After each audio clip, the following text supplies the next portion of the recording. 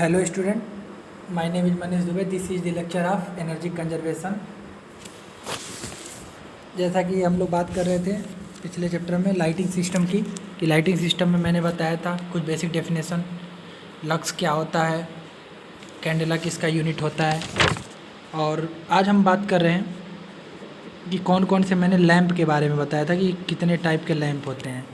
आज मैं बताऊंगा आपको सोडियम वेपर लैंप के बारे में। ठीक है, सोडियम वेपर लैंप क्या होता है। देखिए, जैसा कि डायग्राम में दिख रहा है, सोडियम वेपर लैंप ये कांच का है, ग्लास का। देखिए बाहर दो, एक मिनट रुक जाइए। ये आपके क्या होते हैं, ये आपके कांच के ग्लास होते हैं जो यू टाइप में मुड़े होते हैं। यू टाइप में एक आउटर वो ये आपका ट्यूब है और ये है आपका इनर ट्यूब। जैसा आप डायग्राम में देख रहे हैं, ये आउटर ट्यूब है और ये इनर ट्यूब है।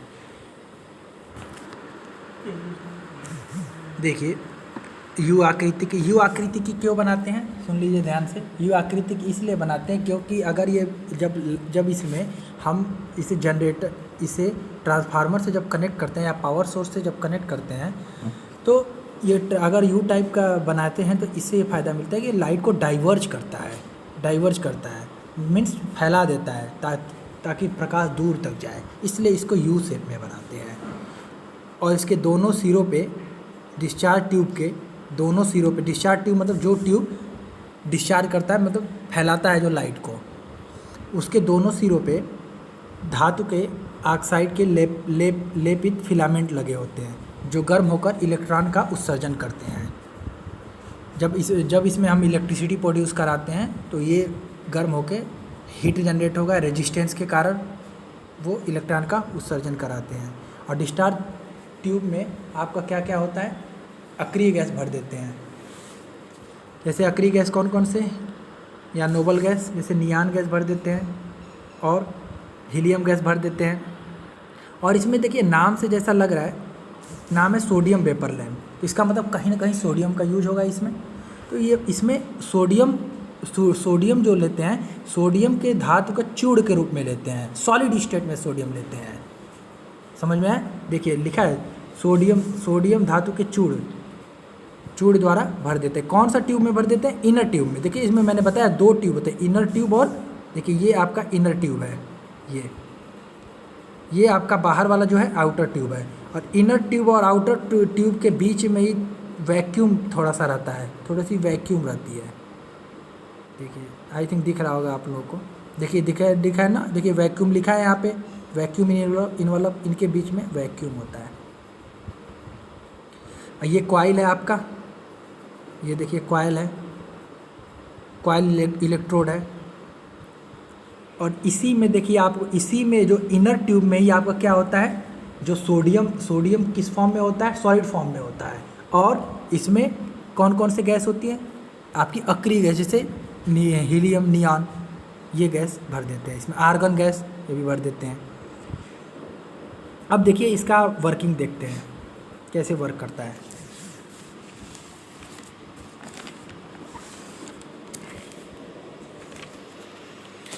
और एक बात और, इसमें जो भी आउटर ये ग्लास है ना, देखिए ये मैंने अभी बताया आउटर और इनर होते हैं। जो आउटर ग्लास होता है इसके अंदर की तरफ इंडियम ऑक्साइड का कोटिंग कर देते हैं इसमें। ये देखिए इसमें अंदर की तरफ इंडियम ऑक्साइड का कोटिंग कर देते हैं। क्यों कोटिंग करते हैं? ताकि ये हीट को रिफ्लेक्ट कर सके। समझ में? जैसे ये डिफरेंट पावर के पाए जाए, इनकी सामर्थ्य होती है। जैसे 40 वाट, अगर 40 वाट का है तो कितना पावर लेगा, ये लगभग 380 वोल्ट का रिक्वायरमेंट होगा, 380 वोल्ट का रिक्वायरमेंट होगा। अगर इसको 100 वाट का अगर सोडियम वेपर लैंप रहेगा तो कितने वोल्टेज के रिक्वायरमेंट होगा, 450 वोल्टेज का रिक्वायरमेंट होगा। अब देखिए, अब इसकी वर्किंग बताता हूँ मैं। देखिए ये आपका एसी सोर्स है, यहीं से हम पावर देते हैं इसमें। जब हम एसी सोर्स से कनेक्ट करते हैं या आप इलेक्ट्रिसिटी से कनेक्ट करते हैं तो ये लिंक जो ट्रांसफार्मर है ये इसके वोल्टेज को रेगुलेट करता है। मैंने पहले बताया था कि ट्रांसफार्मर सिर्फ वोल्टेज रेगुलेशन के काम आता है, वोल्टेज को इंक्रीज करता है या डिक्रीज करता है, बाकी कुछ नहीं करता है ट्रांसफार्मर। तो ये क्या करता है, ये ट्रांसफार्मर क्यों लगाते हैं, जैसे मान लो जिस पावर का हमारा सोडियम वेपर लैंप रहेगा या जिस वोल्टेज की हमें आवश्यकता होगी, ट्रांसफार्मर उसी वोल्टेज को हमें प्रोवाइड करेगा यहाँ पे। जैसे मान लो अभी बताया हूँ मैंने, मान लो 40 वाट का आपका सोडियम वेपर लैंप है, तो कितना 380 वोल्ट रिक्वायर्ड है, तो 380 वोल्ट देगा। अगर 100 वाट है तो 450 वोल्ट रिक्वायर्ड है, 450 वोल्ट देगा। समझ में आ गया। अब देखते हैं, जब इसे कनेक्ट कर दिया जाता है ट्रांसफार्मर से, तो इस यहाँ पे ये देखिए 2 फिलामेंट हैं, मीन्स 2 इलेक्ट्रोड हैं। देखिए 2 फिलामेंट हैं, 2 फिलामेंट है और 2 इलेक्ट्रोड हैं। जब हाई रिलक्टेंस ट्रांसफार्मर के साथ कनेक्ट कर दिया जाता है, दोनों इलेक्ट्रोड के बीच या दोनों फिलामेंट के बीच, तो इसमें क्या होता है कि नियॉन, और हमने बताया कि जो इनर ट्यूब है, इनर ट्यूब में तो फिलामेंट भी है और इसमें नियॉन गैस भी है और सोडियम सॉलिड स्टेट में है, जिससे क्या होता है कि इसमें करंट फ्लो होने के कारण ये इलेक्ट्रॉन उत्सर्जित करते हैं, इलेक्ट्रॉन उत्सर्जन करने लगते हैं जब हीट अधिक हो जाती है। क्यों हीट, ये बहुत हाई रेजिस्टेंस का ये वायर होता है, क्योंकि H=I² RT होता है, ओम्स लॉ, ओम का नियम आप लोग जानते हो। ओम के नियम के कारण जब रेजिस्टेंस अधिक होता है तो हीट भी ज़्यादा जनरेट होगी, तो हीट ज़्यादा अधिक होगी, तो हीट के कारण क्या होगा, यहाँ पे इलेक्ट्रॉन का उत्सर्जन होने लगेगा। तो जब शुरू में क्या होता है, लैंप स्टार्टिंग में रेडिश पिंक कलर का लाइट प्रोड्यूस करता है। कौन से कलर का, रेडिश पिंक कलर का लाइट प्रोड्यूस करता है। उसके बाद से क्या होता है, उसके बाद से जब धीरे धीरे जब टेम्परेचर बढ़ने लगता है, टेम्परेचर मीन्स जब बढ़ने लगता है, मीन्स जब इलेक्ट्रिसिटी से आप कनेक्ट कर दे रहे हो तो धीरे धीरे क्या होगा, टेम्परेचर बढ़ेगा टाइम के साथ। जब टाइम के साथ टेम्परेचर बढ़ने लगता है तो सोडियम जो होता है, जो मेटल स्टेट में इसमें जो भरा होता है इनर ट्यूब में, वो वेपराइज होना स्टार्ट हो जाता है, वेपर में कन्वर्ट होना स्टार्ट हो जाता है, जिससे क्या होता है, लैंप ऑरेंज कलर का लाइट प्रोड्यूस करने लगता है। ये आपका वर्किंग है सोडियम वेपर लैंप की। आई थिंक समझ में आ गया होगा। अब देखते हैं इसके क्या क्या गुण हैं, क्या क्या कुछ प्रॉपर्टी हैं। अब देखो, जो मैंने अभी बताया कि सोडियम जो लैंप होता है 45 वाट, 60 वाट, 85 वाट या 140 वाट की क्षमता के बनाए जाते हैं। जो भी सोडियम वेपर लैंप है, अभी मैंने बताया था कि 40 वाट का बनाएंगे या 40 वाट के लिए कितने वोल्ट की रिक्वायरमेंट होगी, कितनी आवश्यकता होगी वोल्ट। जब कम वाट का पावर का है, जब कम पावर का है तो क्या होगा, आपको वोल्टेज क्या है, एक तरह से पावर ही तो है, P=VI। वोल्टेज मतलब जब इलेक्ट्रॉन को वही ना अट्रैक्ट करता है, पावर वही देता है। तो जैसे कम वोल्टेज रहेगा तो कम पावर की आवश्यकता, कम पावर करेगा हमारा तो कम वोल्टेज की आवश्यकता होगी, अधिक पावर करेगा तो अधिक वोल्टेज की आवश्यकता होगी। और इनकी जो दक्षता होती है, एफिशिएंसी होती है, 40 से 50 ल्यूमेन पर वाट होती है। मैंने बताया था जब किसी भी लाइट सोर्स की हम एफिशिएंसी निकालते हैं तो किस में निकालते हैं, ल्यूमेन्स पर वाट में। समझ में आया।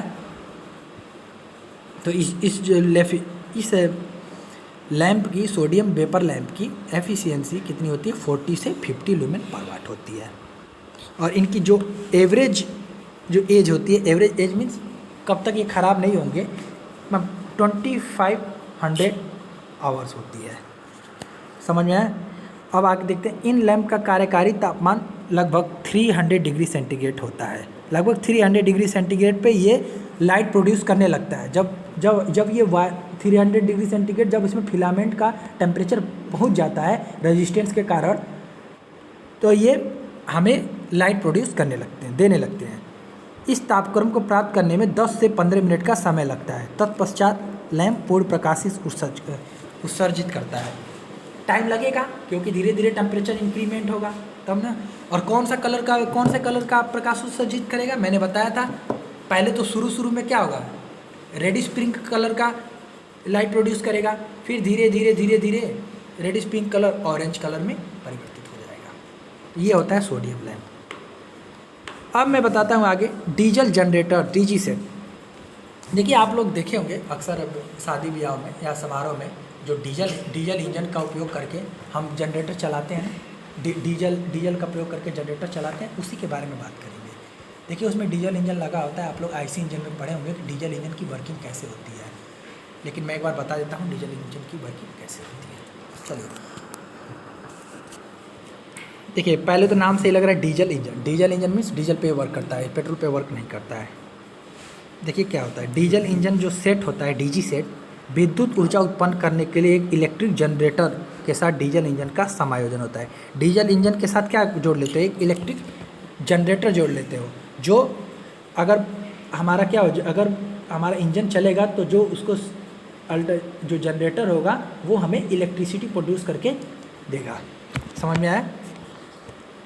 आप लोग जानते हो डीजल इंजन में कंप्रेशन ज़्यादा होता है। कंप्रेशन मीन्स हम यहाँ पे एयर को कंप्रेस करते हैं। कैसे करते हैं, किस स्टेज में होता है, मैं अभी बता रहा हूँ आपको। पहले इसका इंट्रोडक्शन देख लेते हैं। एक डीजल कंप्रेसर इग्निशन इंजन तथा आमतौर पर डीजल ईंधन पर चलने के लिए अभिकल्पन किए। जैसे मैंने अभी बताया कि जो डीजल इंजन नाम से ही लग रहा है डीजल जनरेटर सिस्टम, डीजल जो जनरेटर सिस्टम है ये डीजल पे काम करता है, अगर पेट्रोल पे काम नहीं करता है। इसमें पेट्रोल से आप नहीं चला सकते। किंतु कुछ डीजी सिस्टम जैसे प्राकृतिक गैस से भी चला सकते हैं, नेचुरल गैस से भी चला सकते हैं, अन्य तरल ईंधन से चला सकते हैं। देखिए डीजल सेट का उपयोग पावर ग्रिड विफल होने पर पीक लोड ग्रिड समर्थन और पावर ग्रिड को आपातकालीन परिस्थितियों में बिजली सप्लाई की आपूर्ति हेतु प्रयोग। देखिए जो डीजल जनरेटर सिस्टम होता है, जैसे आप लोग जब जनरेटर जो यूज होता है वो क्या इमरजेंसी में काम आता है।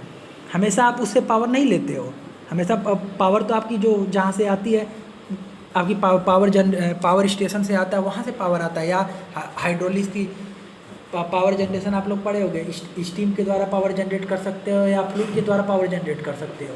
वहाँ से तो वो एक्चुअली जो पावर वहाँ से अधिक पावर मिलती है। लेकिन जो डीजल इंजन से पावर, जो डीजी सेट पावर होता है, ये हमें इमरजेंसी समझ लो, एक तरह से इमरजेंसी वर्क के लिए, जहाँ पे हमें इमरजेंसी में हमें रिक्वायरमेंट हो इलेक्ट्रिसिटी की, वहाँ पे ये डीजल जनरेटर सेट यूज करते हैं। अब आगे देखते हैं डीजल इंजन की कार्यविधि।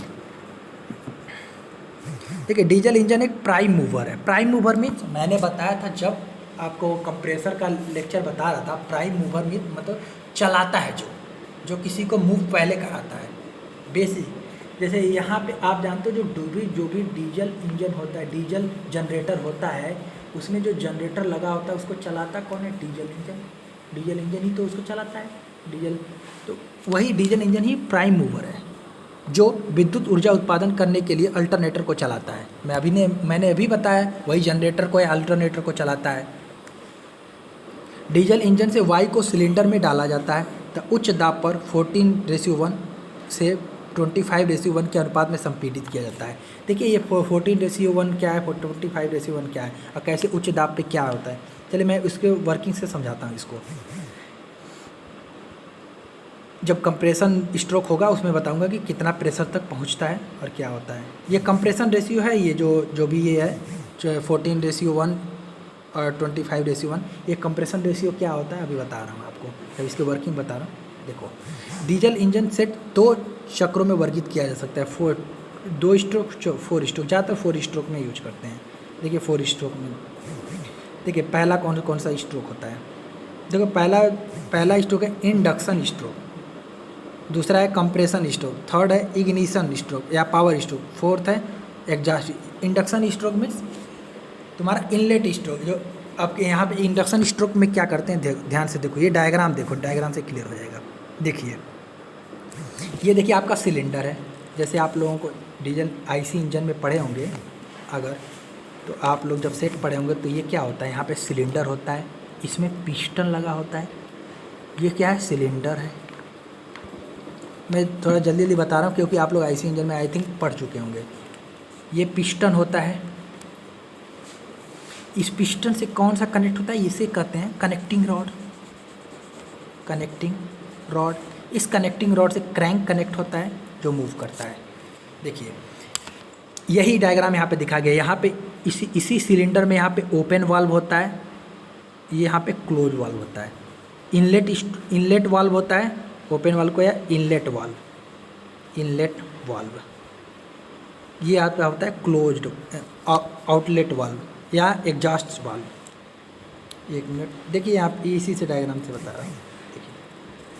देखिए ये ओपन है, ओपन मीन्स इनलेट वाल्व, ये आपका है आउटलेट वाल्व। ये देखिए, ये आपका क्या है, पिस्टन है। ये आपका क्या है, यहाँ से ये छोटा सा दिख रहा है ना जो, ये क्रैंक, ये कनेक्टिंग रॉड है और ये क्रैंक है। अब देखो इसकी वर्किंग देखना ध्यान से। जैसे आप लोग डीजल इंजन का जब वर्किंग पढ़े होंगे तो इसमें हम जो भी हम फ्यूल को लेते हैं तो फ्यूल और एयर को मिक्स नहीं करते हैं। हम क्या करते हैं, नोजल की सहायता से, यहाँ पे नोजल होता है इसके ऊपर, नोजल की सहायता से इसमें फ्यूल भेजते हैं। कब भेजते हैं, पहले एयर को लेते हैं, पहले ओपन वाल्व या इनलेट वाल्व को खोल के पहले एयर को लेते हैं। एयर, इसमें एयर को, कौन सा एयर, जो एटमॉस्फेरिक एयर होती है, एयर, इसमें एयर को लेते हैं। समझ में आ गया, इनलेट वाल्व जब खुलता है तो। अब इस क्या करते हो, अभी इसमें फ्यूल को नहीं लोगे, पहला स्टेज है, पहला देखो, पहला स्टेज क्या है, पहला स्टेज देखो इंडक्शन स्ट्रोक या इनलेट वाल्व स्ट्रोक। समझ में आ गया, इंडक्शन स्ट्रोक है ये।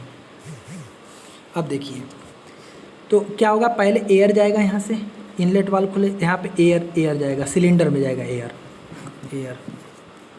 अब क्या करोगे, इस एयर को इसकी सहायता से, पिस्टन की सहायता से कंप्रेस करोगे। देखो इसका कंप्रेशन रेशियो बहुत हाई होता है। इसको कंप्रेस करके, कंप्रेस करोगे कैसे, जैसे यहाँ पे एयर है तो यहाँ पे शुरू में, जैसे इसको मैं थोड़ा सा ऐसे बना रहा हूँ, चलो हॉरिजॉन्टल बना दे रहा हूँ। यही है आपका सेट। ये क्या है, सिलेंडर है बाहर वाला, ये पिस्टन है, ये कनेक्टिंग रॉड है, ये क्रैंक है। तो जब आप इनलेट वाल्व से इसमें एयर लोगे तो क्या, उसके पहला स्ट्रोक में क्या करोगे, उसके एयर में इंडक्शन स्ट्रोक है, पहला स्ट्रोक, एयर को आप अंदर लिए।